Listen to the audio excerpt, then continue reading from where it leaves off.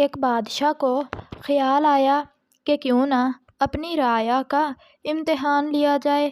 اس نے ایک سڑک کے بیچوں بیچ ایک بڑا سا پتھر ایسے رکھوا دیا کہ گزرگاہ مکمل بند ہو گئی، اور اپنے ایک محافظ کو وہاں ایک درخت کے پاس چھپا دیا تاکہ وہ آتے جاتے لوگوں کا رد عمل سنے اور پھر بادشاہ کو آگاہ کرے۔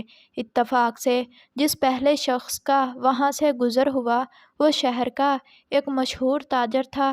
جس نے نفرت اور حقارت سے اس پتھر کو دیکھا تو اس نے ہر اس شخص کو بے حساب باتیں سنائیں جو اس حرکت کا ذمہ دار ہو سکتا تھا، اور پھر چلا کر کہنے لگا کہ وہ ابھی جا کر اعلیٰ حکام سے اس حرکت کی شکایت کرے گا، اور جو کوئی بھی اس کا ذمہ دار ہوگا اسے سزا دلوائے بغیر آرام سے نہیں بیٹھے گا۔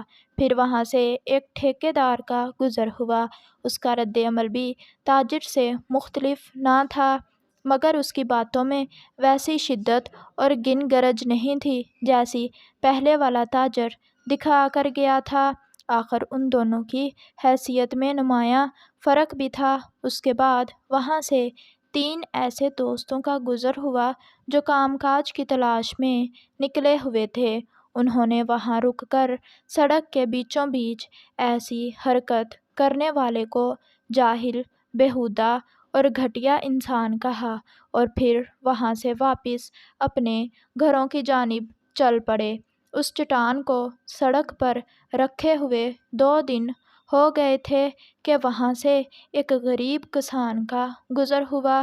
کوئی شکوہ کیے بغیر جو بات اس کے دل میں آئی وہ یہ تھی کہ وہاں سے گزرنے والوں کو تکلیف ہوتی ہوگی۔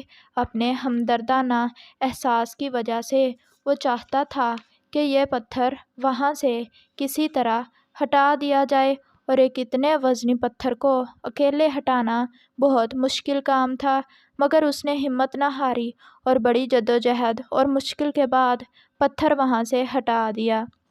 جیسے ہی پتھر وہاں سے ہٹا تو ایک باکس نظر آیا۔